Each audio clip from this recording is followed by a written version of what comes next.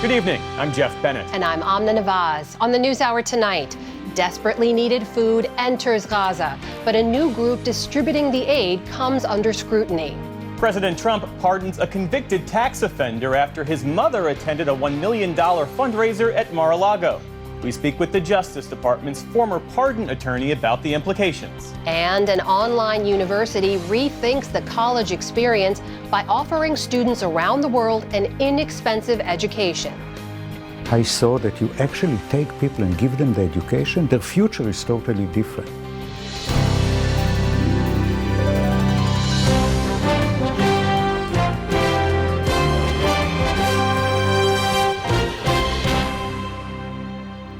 Major funding for the PBS NewsHour has been provided by the ongoing support of these individuals and institutions, and friends of the NewsHour, including Kathy and Paul Anderson, and Camilla and George Smith.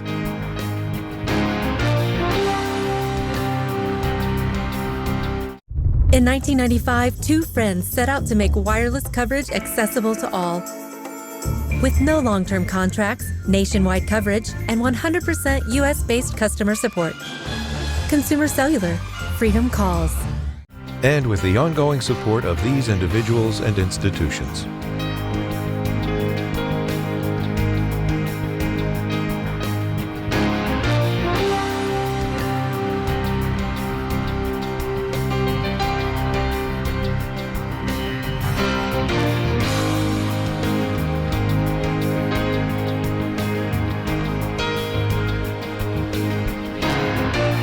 This program was made possible by the Corporation for Public Broadcasting and by contributions to your PBS station from viewers like you.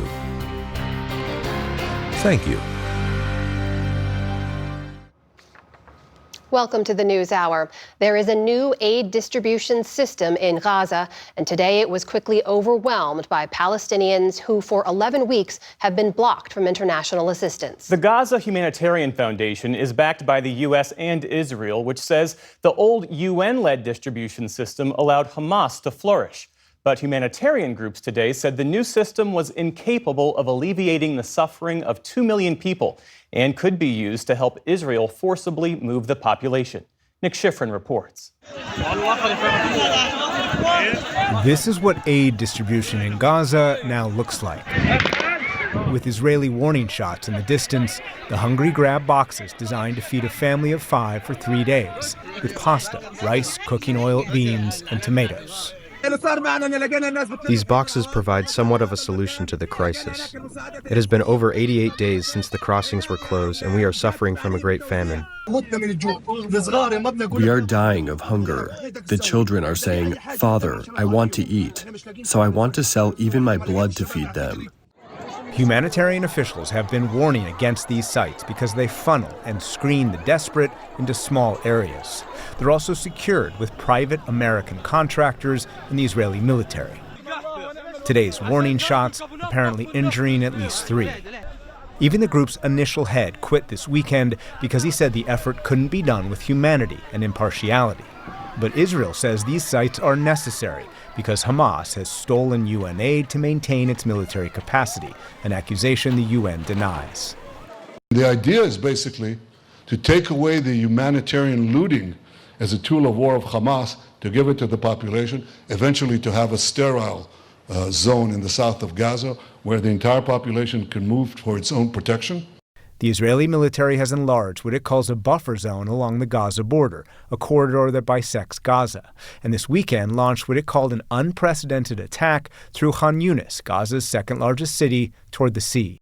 The military says it has operational control of at least 40% of Gaza, and the government vows to control all of Gaza, in part by creating and securing the new aid distribution points in southern and central Gaza.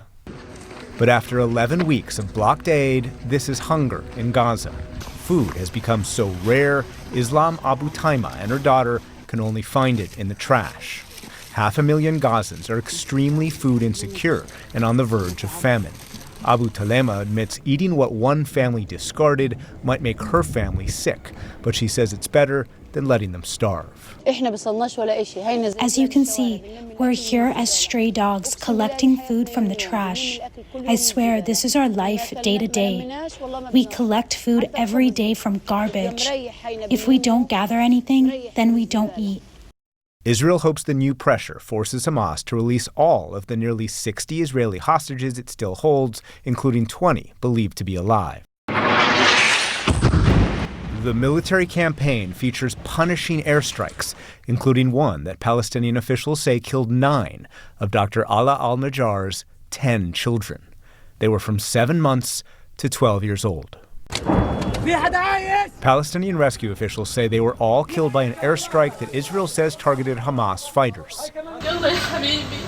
Her husband survived, now in critical condition at the very hospital where she works as a pediatrician, and where their sole surviving son is recovering. In recent days, Israel's closest allies have called for the war to end.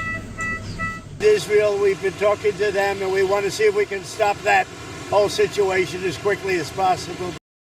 And to discuss the implications of this new American-backed aid initiative, we turn to Kieran Donnelly, Senior Vice President at the International Rescue Committee, an aid organization. He joins me from New York. Kieran Donnelly, thank you very much. Welcome to the NewsHour. You saw the scenes that unfolded today in Rafah in southern Gaza as the Gaza Humanitarian Foundation began to deliver aid for the first time. What is your response to what happened today?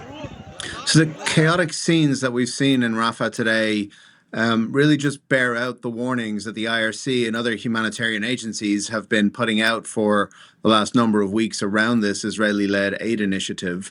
The situation in Gaza is dire, as you know. There's over 2 million people who are living in acute food insecurity. That means they don't have enough food for themselves and their families. There's almost 500,000 of those people are living in catastrophic, that's famine-level food insecurity. Our teams on the ground are saying families of 5 and 6 people are sharing a single piece of bread among themselves as a meal before they go to bed every night. So it's a really dire situation. Now, there are solutions to this, scaling up aid at the speed and volume that's needed, but doing that requires working with the humanitarian community on the ground, organizations like ours that have the experience and expertise to be able to deliver aid in conflict environments in ways that are transparent, safe, accountable, ways that respect the dignity of the people receiving aid, but the ways in which this new initiative have been developed have essentially left us excluded from the design of it and unable to work on the ground and deliver the programs that we most desperately need to be able to do. So the Gaza Humanitarian Foundation does say that it is trying to adhere to the same values that you just described. And it says they've distributed 460,000 meals so far and hope to deliver 3 million meals over the next 90 days. Is that enough? So that's a drop in the ocean. But equally, the way that aid is being distributed through a limited number of distribution sites that force people to walk for miles through dangerous and difficult terrain, risking the exclusion of the most vulnerable, those who can't make it. It excludes organizations from being able to monitor how the aid is being used after it's distributed. It also means that people can only access a very limited scope of services. They can receive items that they can take away and distribute. But in the context of Gaza, with the situation as dire as it is after months of war and devastation, people need a much more expansive set of services. If you want to treat kids for acute malnutrition, you don't just give them specialized food supplies. You have to monitor their recovery. You have to be there with their families. You need a community-based approach to aid distribution, one that's run independently and impartially to be able to effectively support populations to survive and to recover in a situation like this.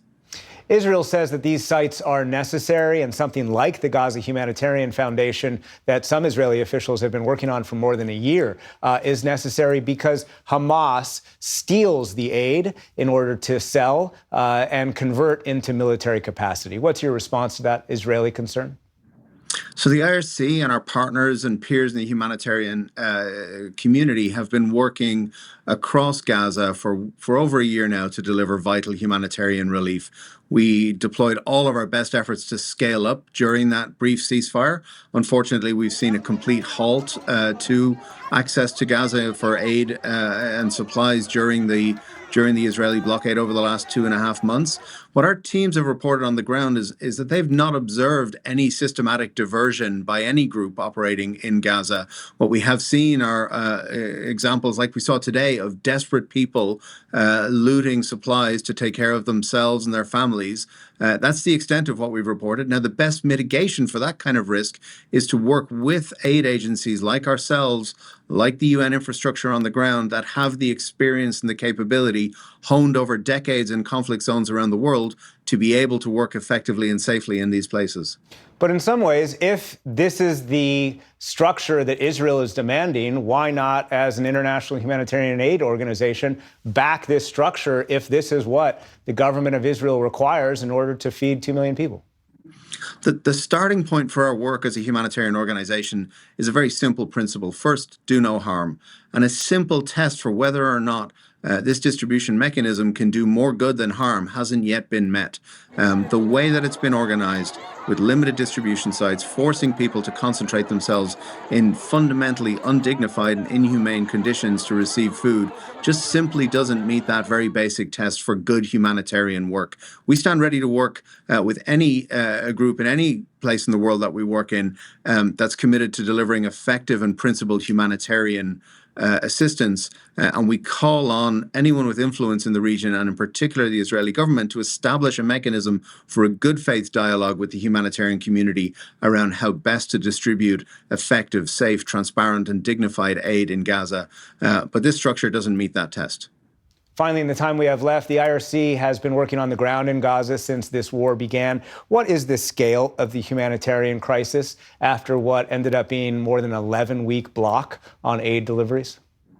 It's absolutely unprecedented. There are certainly crises around the world that have larger numbers of people affected, but I can't think of a single country that has the level of people, the entire population of Gaza, 100% of the people there living in acute crisis levels of food insecurity. People just don't have enough food to eat. They struggle for access to basic services. We have pallets of nutrition and food and other supplies waiting to get in. We can't get access for our supplies to get in. The same is true of the UN and other partners. And so we are being effectively prohibited from delivering the humanitarian assistance that is so vitally needed on the ground. Kieran Donnelly of the International Rescue Committee, thank you very much. Thank you.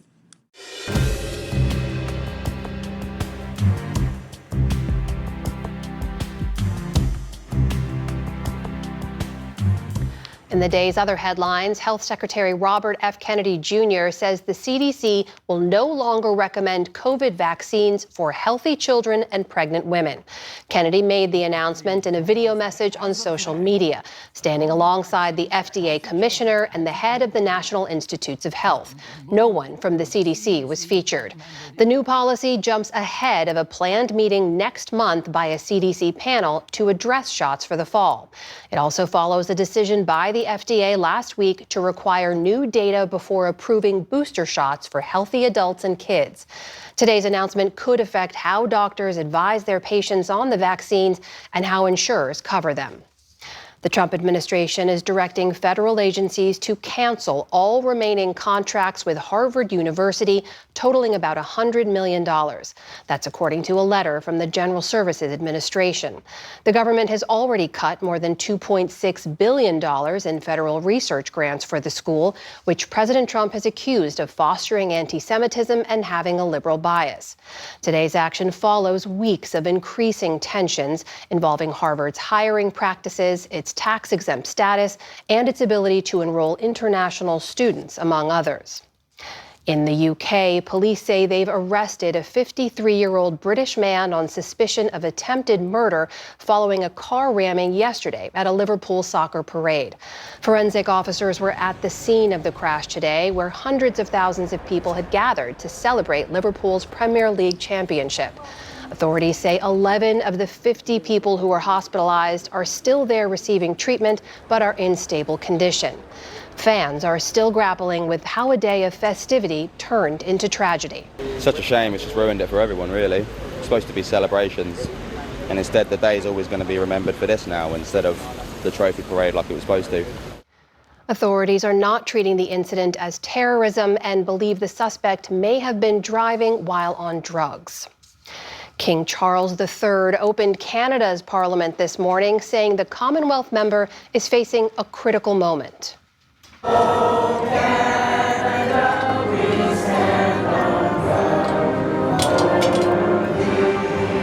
Charles received a warm welcome in Ottawa with music and pageantry. He was invited by Prime Minister Mark Carney to deliver the so-called Speech from the Throne, amid threats from President Trump that the U.S. annex Canada. In comments largely written by Carney's government, Charles told the Assembly that, quote, "the true North is indeed strong and free."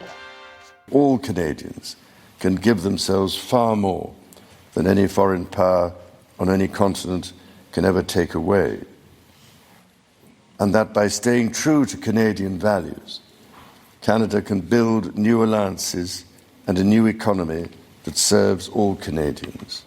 Charles was the first British monarch to personally deliver the throne speech since his mother, Queen Elizabeth II, did so in 1977. The Supreme Court rejected an appeal today from a Massachusetts student who was barred from wearing a T-shirt that said, quote, "there are only two genders."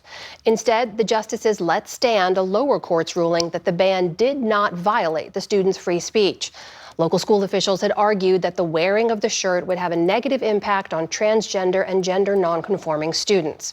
Separately, the justices also declined to hear an appeal from a Native American group to stop a copper mining project on land it considers sacred. The dispute centers on the transfer of federal land in Arizona known as Oak Flat to a subsidiary of mining giants Rio Tinto and BHP. The company says the project will create thousands of jobs. On Wall Street today, stocks jumped as investors got their first chance to react to President Trump's delay over the weekend of his European tariffs. The Dow Jones Industrial Average added more than 700 points on the day. The Nasdaq rose about 460 points, or nearly 2.5%. The S&P 500 also ended sharply higher. Still to come on the NewsHour, NPR sues the Trump administration over ordered funding cuts. President Trump's repeated criticism heightens concerns for judges' safety. And a new book examines the impact of Malcolm X's advocacy for civil rights 60 years after his murder.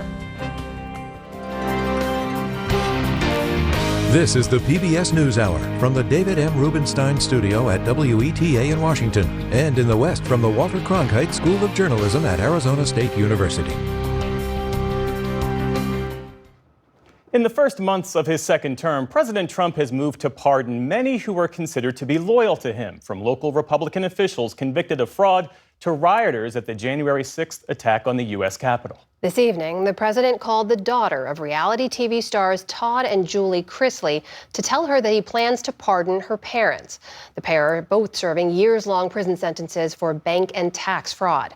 Also today, the New York Times published new details about the pardon of a Florida businessman convicted of tax evasion. Our White House correspondent Laura Barone-Lopez has more. A report from the New York Times found that the Trump administration pardoned Paul Walsack after his mother, Elizabeth Fago, attended a $1 million per plate fundraising dinner for the president's super PAC. 3 weeks after the dinner, the president signed the pardon, getting Walsack out of an 18-month prison sentence and a $4 million restitution payment. To discuss this and more, I'm joined by Liz Oyer, former pardon attorney at the Department of Justice, who was fired from her post earlier this year. Liz, thank you so much for joining the NewsHour. Thanks for having me, Laura. So let's start with the recent revelations about the pardon Trump issued to Paul Walsack. Walsack is a former nursing home executive. He was convicted of cheating on taxes to finance his lavish lifestyle, including purchasing a $2 million yacht. The sequence of events is the story here, because Walsack's mother was invited to and attended that $1 million a plate dinner at Mar-a-Lago, the president's club, and then Trump signed the full pardon for Walsack. What signal does that send to other wealthy individuals who may be seeking a pardon from the president? Well, one other thing that's so striking about the timeline here is Walsack was just sentenced to prison days before he received that pardon from President Trump. And the judge who sentenced him said at that proceeding that he wanted to send the message that wealth is not a get-out-of-jail-free card. And for that reason, he sentenced Walsack to 18 months in prison, in addition to having to pay back the money that he owed by defrauding, essentially, taxes, by not paying taxes. So this this sends a message that accountability for the wealthy is not the same as accountability for those who don't have resources. And it creates essentially a two-tier system of justice for regular people and then for those who have political connections and wealth. And yesterday, President Trump pardoned a Virginia sheriff, Scott Jenkins, who was handing out deputy sheriff badges in exchange for money. He was paid more than $75,000 in bribes in what the DOJ called a, quote, cash for badges scheme. Jenkins was also a big supporter of President Trump and expressed some anti-immigrant sentiments. What's your takeaway from that pardon? And is this normally how pardons work? This is not at all how pardons normally work. Pardons are normally reserved for people who show remorse for a crime they've been convicted of and who have actually served at least some and typically all of their sentence and have shown personal growth and rehabilitation during that time. However, this administration appears to be using pardons in a completely different and new way, which is to reward people who demonstrate political loyalty to the administration, and that is unprecedented. The president used his pardon authority in his first administration. President Trump did when he pardoned his campaign chairman, Paul Manafort, who had been convicted of bank and tax fraud. And that's not the only Trump ally that was pardoned when he was president the first time. Is there a pattern to Trump's pardons? There is a pattern. This is something that began in the first Trump administration, but has gotten worse under the new administration for two reasons. One is that many of the pardons are happening in secret. And the second thing that is really different is that Trump appears to be doing this just for wealthy, well-connected people. In the first administration, there were some truly deserving individuals who were more along the lines of ordinary Americans who did benefit from pardons, alongside the politically connected and those who had personal relationships with President Trump. But now the ordinary people seem to have been completely forgotten. There are applications piled up at the Office of the Pardon Attorney from individuals who are incarcerated around the country, some of whom have been waiting years for their applications to be considered, and those are being ignored in favor of the wealthy and well-connected. President Trump isn't the only president to use this power. Former President Joe Biden used his pardon power, including to issue a full unconditional pardon of some of his family members, including his son Hunter Biden, who was convicted on federal gun charges and pled guilty to tax evasion. Is Trump's use of the pardon power and former President Biden's use similar or different? Well, Trump's use is very different. I will say, it's impossible to talk about Trump's use of the pardon power without acknowledging that some of the pardons that President Biden granted were ones that frankly raised questions about the legitimacy of the pardon power and why this power exists. However, President Biden, for the most part, relied on the Department of Justice to make recommendations and granted clemency to people who did not have political connections, although there were some very notable and significant exceptions. In the current administration, there's no path forward that we know of right now for ordinary people to be considered for clemency. And the other thing that's really striking and shocking is that the president is granting clemency to individuals who owe tens of millions, hundreds of millions of dollars in restitution and fines and other financial penalties, and it's never been done by any other president. I also want to talk to you about Ed Martin, the new pardon attorney who now holds the position you once held. He fully supported the pardons of January 6 rioters, including those who were convicted of violently assaulting police. And recently, when Ed Martin was praising Trump's decision to pardon convicted Virginia Sheriff Scott Jenkins, Martin posted on X, "No MAGA left behind." What message does that send, and what does it mean that Martin is now in this position? It sends a message that the pardon power is now being totally and thoroughly politicized, that it will be used as a benefit to those who are supporters of the president and not for those who do not express political loyalty. That is really an unprecedented use of the pardon power. And just the fact of Martin's appointment to the position of pardon attorney is really striking, because that is a position that historically has always been filled by a non-political appointee. At the end of the day, the president has plenary power under the Constitution to grant clemency to whomever he chooses, but it is important to have someone in a non-political position providing that advice to the president about who should receive clemency and ensuring that individuals who do not have political connections can still have their applications considered. Liz Oyer, former pardon attorney, thank you for your time. Thank you for having me.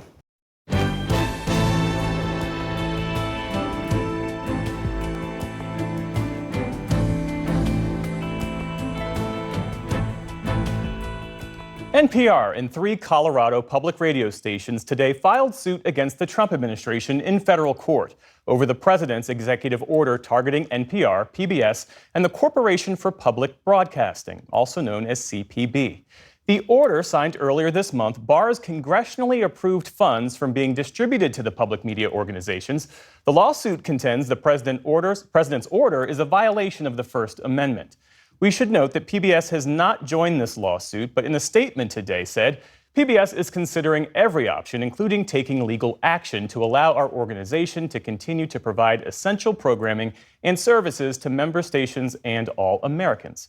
Catherine Marr is the president and CEO of NPR, and she joins us now. Thanks for being here. Thank you for having me. So how precisely does President Trump's executive order against NPR and PBS violate the First Amendment? What's the case that you're making against the Trump White House? Well, it's interesting because the executive order is very specific in that it accuses NPR and PBS of not airing fair or unbiased news. And so it is a textbook example of viewpoint discrimination from a First Amendment standpoint. Essentially, by blocking funding to NPR and PBS, it is a form of retaliation against our organizations for airing editorial programming that the president might disagree with. The safeguards for our editorial independence go very far back. They go back to the Public Broadcasting Act. It was one of Congress's sort of paramount objectives was to ensure that public media was independent from government influence. And so you have the editorial safeguards that should exist for our organizations, but then you also have the member stations. We have a network of stations across the country.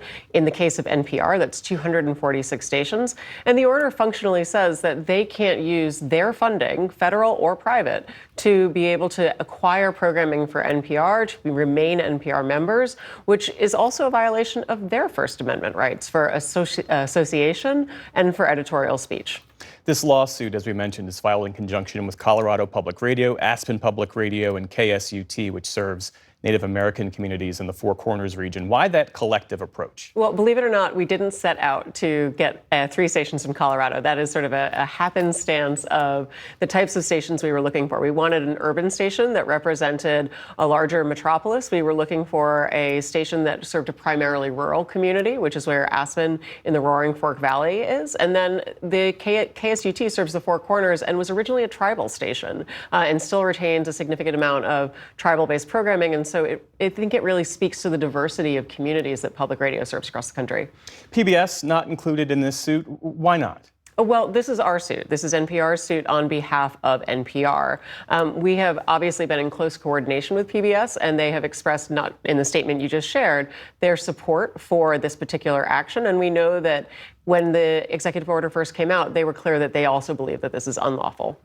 The White House and some Republicans in Congress, as you well know, have accused NPR of promoting a liberal bias. Beyond that, the former NPR editor, Uri Berliner, he accused the network of having what he called a lack of viewpoint diversity. How do you respond to those critiques? Well, I first of all respond by saying we're a nonpartisan news organization. We seek to be able to provide a range of different viewpoints in terms of who we bring on air, the stories that we tell.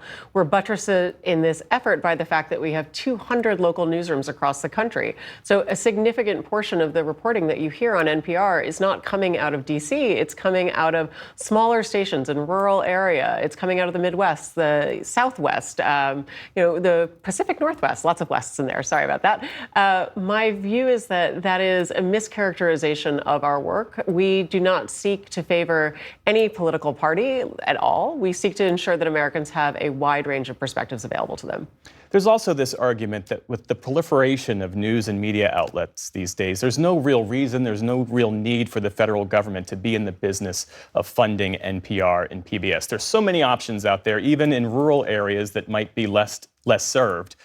How do you respond to that? Well, it's simply not true. 20% of Americans today do not have access to a local newspaper or a source of news other than public media. There has been a significant contraction in local news across the country. That means that there are people who rely on public media to be able to cover what's going on, not just in their state house, but in their municipal area, to be able to understand the changes or needs of their community and have access to information that they might otherwise not have. I think that's really important because private media doesn't go into rural communities. Private media doesn't spend the time, the effort, and the resources to ensure the broadcast infrastructure reaches across our varied topography in this nation. We fill a gap that other organizations can't or won't, and that is critical to our civic infrastructure. If just 1% of NPR's budget comes from the federal government through CPB grants, why not offset that funding with other revenue streams, with fundraising, and say, you know what, we can do it, we'll cut our losses? Of course, public media for a long time has had a public-private partnership. That is true for public television, and it is true for public radio. We take federal dollars very seriously, and we seek to maximize them by raising additional funds from private philanthropies, from individual viewers and listeners. That's tremendously important to that promise that we have. But it is also the case that without federal funding, we would not have the universal access that public media affords today. We are free in every household in the nation, or 99.7%, which rounds up to 100%. That is something that nobody else offers, and we view that as a critical part of a functioning democracy for people to have access to news, information, educational, and cultural programming. That's why. So in your view, there is a public right and a democratic imperative to government-funded journalism and media? I believe that there is a clear democratic imperative. We know that when communities lack local media, when they lack access to a broadcast or an outlet, you see higher rates of polarization, lower rates of civic engagement, lower rates of voter turnout. Where you have local media, there's higher confidence and trust in democratic institutions and less suspicion of one another as citizens. So as we talk about the fractures in the nation, part of what allows us to be in conversation with each other is not necessarily national news, but really starting at the basics, the local conversations that matter to our communities, and that's what public media serves and does. Catherine Maher, President and CEO of NPR. Thanks for being here. Thank you.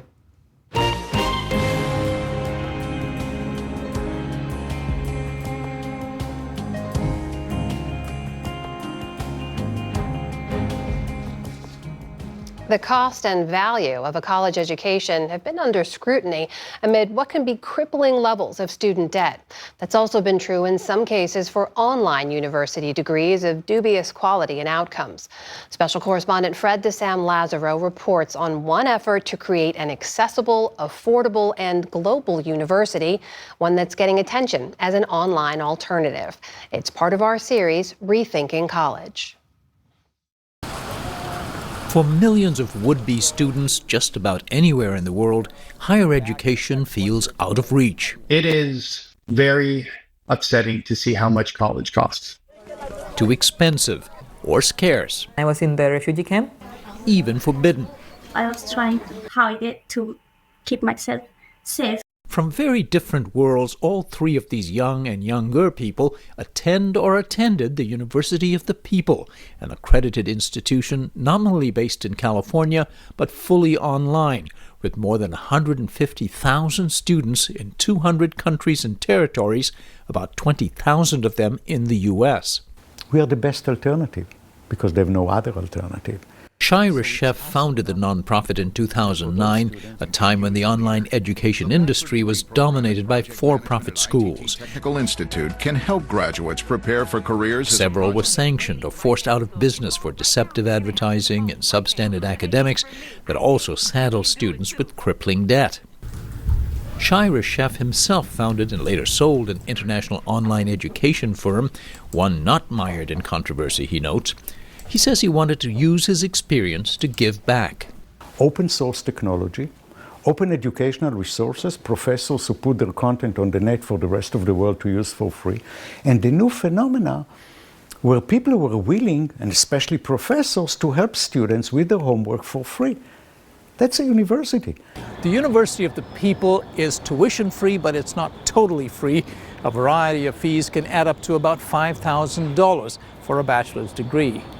But that, the university says, makes it accessible to millions of prospective students who could not otherwise afford a college education. And besides, they have up to 10 years to complete their degree.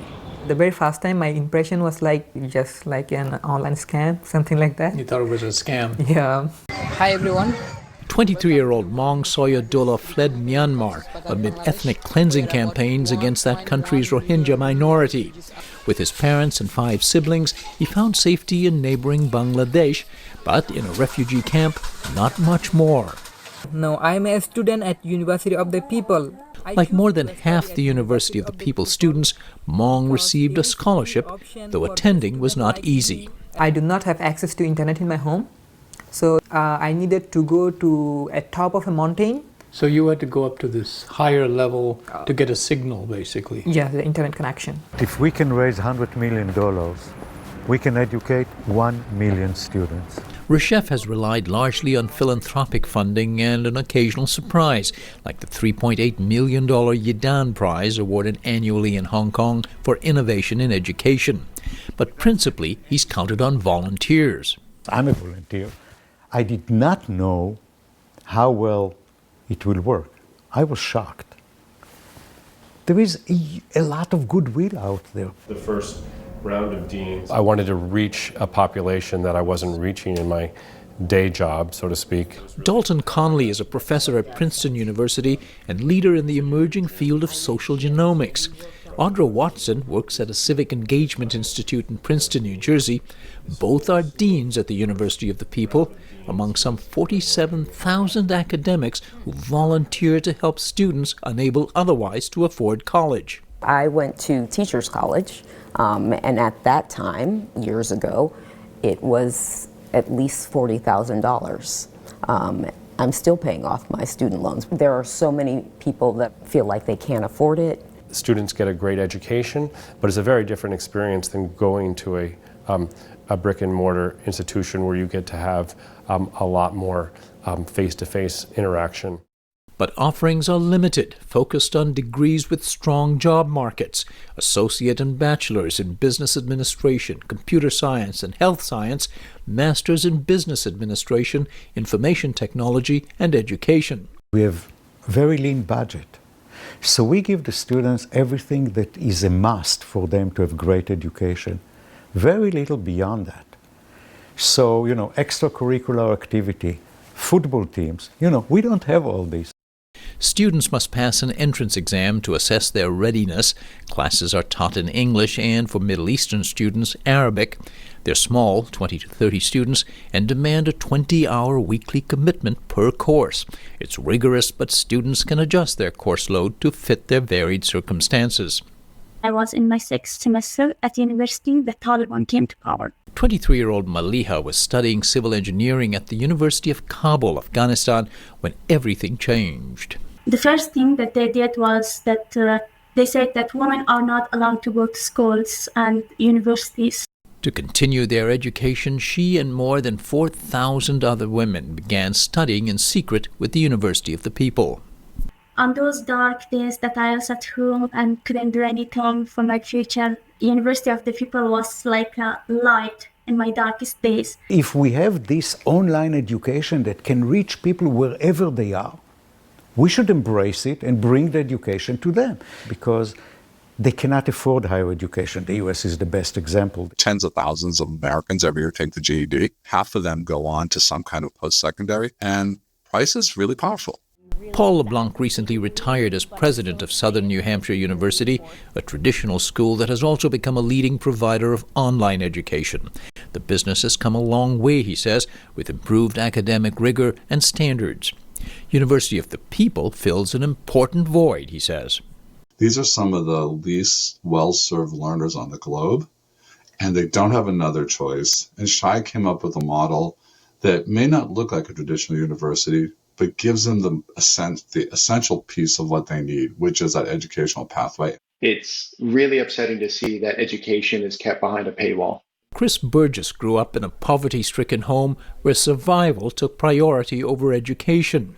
Years later, he opened a health food restaurant in Asbury Park, New Jersey, but struggled during and after the pandemic. We weren't seeing results. We had no way to understand why. 2 years into a business administration degree at the University of the People, he says he's already gained insight into who and where exactly his customers are, and market accordingly, in doctors' offices treating diabetics, for example. We partnered with local doctors and created specific flyers for them to show them If your client has bad news, they can order online. You just hone in on the people who are actually going to contribute back to the business and create a relationship. And you can track this to your education at University of the People. 100%. Maliha and Maung Soyodullah also credit their University of the People credentials for a huge boost to their aspirations. Maliha was able to flee Afghanistan last fall and, on scholarship, now attends graduate school in the U.S. So does Soyodullah, who arrived last August and is now enrolled in a second bachelor's program at New York University. Both hope to return someday to help bring stability to their distressed homelands. I saw that you actually take people and give them the education, their future is totally different. It's a true honor to address this graduating class. His university's degree completion rate is around 25% and rising, he says, tracking with online universities overall, lower in part because students, many in difficult circumstances, have up to 10 years to finish.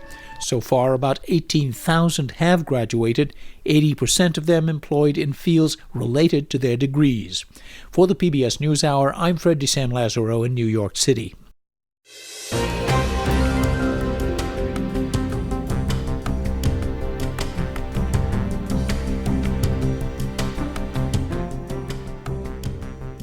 Ensuring the safety of federal judges falls to the U.S. Marshals Service, an agency within the Justice Department.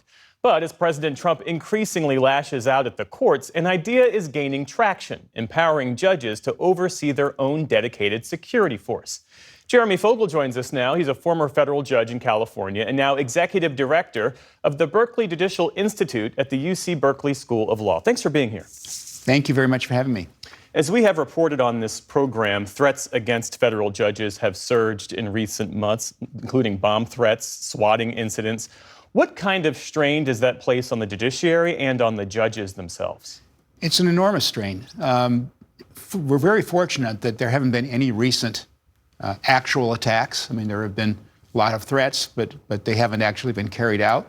There have been situations in the past where judges were attacked or their families were attacked, but nothing on the order of magnitude that we're talking about here, where there's literally dozens of threats against people. The rhetoric that's used is unprecedented in my experience. I was a judge for 37 years. I don't recall ever hearing rhetoric like we're hearing now. And so it's a very toxic atmosphere, and I think it affects judges, even if you're not directly one of the people in the crosshairs. You see it happening to your colleagues. You see it happening to judges in other parts of the country. I get around a lot. I used to run the Federal Judicial Center here in D.C. I know hundreds of judges, and I'm happy about those relationships. People are stressed out. People are really feeling the pressure of the environment that we're in. You mentioned the toxic rhetoric. President Trump has stepped up his criticism of judges, especially those who have ruled against his policies. He's called them radical left. He says they're absolutely out of control. Just yesterday in a post, he called federal judges monsters who want our country to, quote, go to hell. What's the practical impact of that? Well, I think people, on one hand, look at it and say, well, that's not to be taken seriously. And on the other hand, it does create an environment where you say, we have the President of the United States saying things like that. It's unprecedented. There are people who follow his leadership who are affected by the things that he says. And I don't think judges, certainly sitting judges, can't be in a position where they can't really engage with that because they're not allowed to comment on cases. They have to stay silent about that. But it just creates an atmosphere where you can't talk about what really matters. This rhetoric is really quite at odds with that. On the matter I mentioned in the introduction to this segment, Democrats in Congress, as you know, they introduced a bill last week to shift control of the U.S. Marshal Service to the judiciary. The idea is to prevent political interference, to ensure strong security. Is that a good idea, a realistic one? Well, it's two different questions. I mean, it's probably not realistic at the moment because I'm not sure there's the political consensus to make it happen, and Congress obviously is very divided. Whether it's a good idea is a delicate question. It certainly makes sense in the way that judges would be responsible for things that directly affect them. I think it's an idea that should be seriously studied. It's very delicate, though, and I just want to emphasize that, you know, the relationship between the judiciary and Congress now, I don't think the judiciary wants to do anything to upset such communication as exists. And I have to say, when I was a federal judge, I had great confidence in the Marshal Service. I still have great confidence in the Marshal Service. Nothing has happened that would cause one to think that the Marshal Service on its own is going to abandon the judges that they provide security for. I think it's the political environment, it's the toxicity I was referring to before that makes people worry about it. And I think people have to have serious and honest discussions about that. President Trump has removed security details from some of his political adversaries, his perceived political adversaries. How real is the concern that he might do the same, either reduce or limit the security for judges who've ruled against him? Well, that concern exists, and it exists for the reason you said, because he's done it with other people. It hasn't happened yet. There has been assurances given by people in the administration that they have no intention of doing it. I am an optimist by nature. I don't think it's going to happen, but I'd hate to be wrong about that. And when you have a very controversial case or a judge who does something that really gets crosswise with the administration, that is one of the thoughts that comes to mind for people is, well, you know, the next thing he'll do is pull security or pull funding or something like that. And this is what I mean about a toxic environment. We shouldn't be thinking and worrying about things like that. We should be thinking and worrying about, did the judge get the law right? Did the judge get the facts right? What does the evidence in the case show? Did everybody have a chance to be heard? These are the things that we ought to care about. These are the things that are embedded in our Constitution. And we're spending time kind of dealing with the emotional strain, the mental strain that comes from this kind of rhetoric that we're seeing. In the time that remains, I want to draw on your legal knowledge and ask you about the Trump administration freezing what is now more than $2.5 billion to Harvard University over that institution's refusal to agree to President Trump's wish list of reforms. How will the courts view this? Because the law is clear that only Congress has the power of the purse. Right. Well, there's the Impoundment Act, which is an act of Congress that will have to be dealt with by the courts that hear this matter. There's also a claim that what's happening is retaliation for exercise of First Amendment rights and other constitutional rights. So there are some pretty robust claims that Harvard can make in the legal actions that it's taken. I have no idea how those are going to turn out. And remember, you know, the first thing that's going to happen is a district court's going to weigh in, and the district court in Boston already has. It's issued temporary relief to Harvard on certain aspects of this, but it's going to work its way up through the appellate courts. The Supreme Court's going to have the final word about it. They, in some recent rulings, have indicated some openness to the idea of what is known in the legal world as unitary executive, the sort of increased powers of the president. How that's going to cut in a situation like this is something I really don't know, and we'll see how the case gets litigated. Jeremy Fogel, thanks so much for your insights. Thanks so much. Being here. Thanks for having me.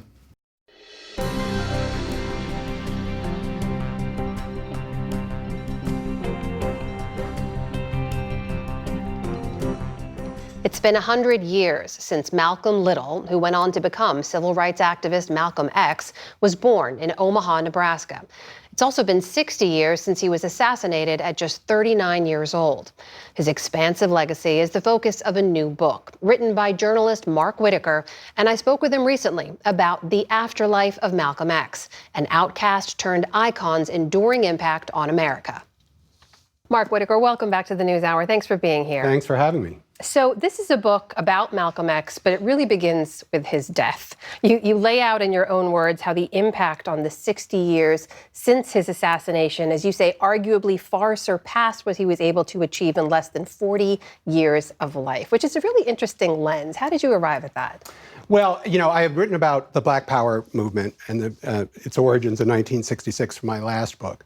And the interesting thing is that even in 1966, he had been dead for a year, and yet he loomed over that year. Yeah. Over Black Power, the Black Arts Movement, athletes like Muhammad Ali, Kareem Abdul-Jabbar, and of course the autobiography, which is how most Americans first encounter Malcolm to this day, one of the great books of the last half century, which only came out 9 months after he was assassinated, and then came out in paperback a year later when it really became a bestseller. You talk about the autobiography and the pivotal role it played in sort of calcifying his place in the American narrative. Also, the story about ghostwriter Alex Haley at the time, later of Roots fame, but of course, he was a young journalist who befriended him and gained his trust. Why was the autobiography so pivotal for his story? Because he told his personal story. Right. So even if you don't believe his politics or, you don't know that much about what he stood for, just his remarkable evolution, losing his parents at a young age, leaving school, becoming a street hustler, going to prison, then embracing the Nation of Islam, becoming this very controversial figure. But then in the last year of his life, leaving the Nation of Islam, changing a lot of his views about white people and separatism and so forth, traveling the world, reaching out, becoming more of sort of a global figure. When you think about it, there aren't a lot of men of his historical stature where you get that intimate portrait of them that you do in that book. The reach that he had after his passing in terms of who his message resonated with. You laid this out so well about how someone like Malcolm was able to appeal both to Stokely Carmichael, right, the Black Power firebrand, but also conservatives like Supreme Court Justice Clarence Thomas. How does that work? Well, I think it's partly because before you get to his politics, which did evolve and were complicated, what Malcolm stood for was pride, self-belief, dignity, and embracing Black culture and Black history and so forth. Now, today we think that's commonplace, but that was actually, in its own way, a sort of a revolutionary message in his day. And I think that part of his message has, over the decades, appealed to people of very different political views. You mentioned his impact on athletes, and there's a moment forever seared in global memory at the 1968 Summer Olympics in Mexico City. John Carlos and Tommie Smith stand on the medal podium and raise their fists in the air. What's the connection to Malcolm X? How did that happen? There are two connections. First of all, Harry Edwards, who was a Black sociologist who organized that protest, was a follower of Malcolm's and had met him and viewed him as an inspiration. But also John Carlos, who was one of those sprinters who raised his fist, had grown up in Harlem, and as a teenager would follow Malcolm around like a puppy, like an eager puppy, just to absorb, his message and to learn from him. Yeah. And so that got carried on, and later, there was a lot of controversy over that. They got kicked out of Mexico City. They suffered professional consequences and so forth. But John Carlos wrote his own autobiography where he said he didn't regret any of that and that he felt prouder of taking those political stands than anything else he had done as an athlete, and that it was Malcolm who had inspired him to do that. There's also this idea of Malcolm as like pop culture muse. Decades after his passing. You talk about his impact on music, on hip hop. It's the film a lot of people will remember. Right. Spike Lee's film, Malcolm X, played by Denzel Washington in there, which suddenly sparked a whole new awareness of his life. Did that surprise you as someone who read his autobiography as a teen to see that kind of resurgence? Well, I actually I worked for many years at Newsweek magazine, and I wrote a cover story when that film came out in 1992. And that was a generation that was rediscovering Malcolm, right? His memory had started to fade a little bit in the 70s and early 80s. And then the early pioneers of hip hop, groups like Public Enemy, KRS-One, Tupac Shakur, on their own sort of embraced him as a hero. And then, of course, the movies came along, and of course, all the hats, the X-hats that we all remember. So one of the things that's really interesting about this book is, generation after generation, without there being a national holiday named after him, still, young people relate to him over and over again in different phases of that period. So Malcolm X would be 100 if he had lived and survived to today. As you were writing this book, do you think about that, about what he would have thought about this time we're living in now? So I don't think he would have, we're living, in our history of race in this country, we have periods of progress and then we have periods of backlash. I think we could all agree that we're living in a period of backlash right now. That would not have surprised him.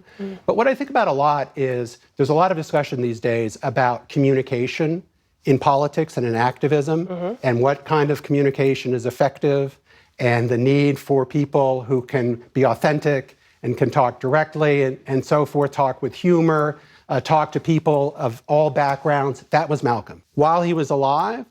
But it's still why people relate to him. You can go on YouTube to this day and listen to his speeches, and it feels like he's still talking directly to you. The book is The Afterlife of Malcolm X. The author is Mark Whitaker. Mark, thank you so much. Such a pleasure. Always a pleasure. Thank you so much.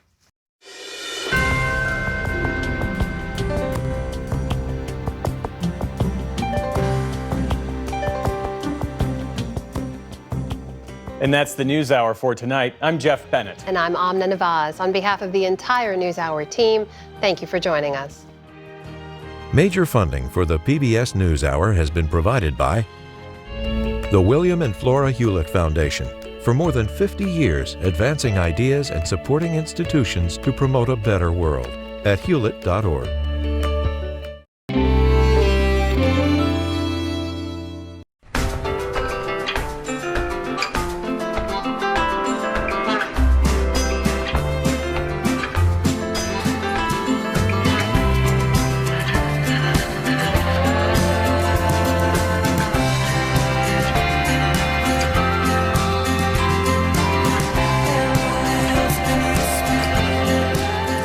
Moving our economy for 160 years. BNSF, the engine that connects us. A law partner rediscovers her grandmother's artistry and creates a trust to keep the craft alive. A Raymond James financial advisor gets to know you, your passions, and the way you enrich your community. Life well planned. The John S. and James L. Knight Foundation, fostering informed and engaged communities. More at kf.org.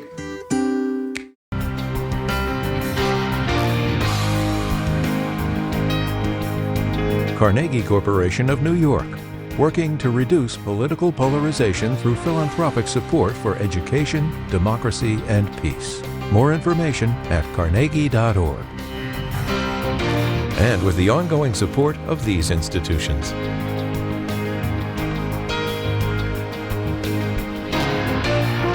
This program was made possible by the Corporation for Public Broadcasting and by contributions to your PBS station from viewers like you. Thank you.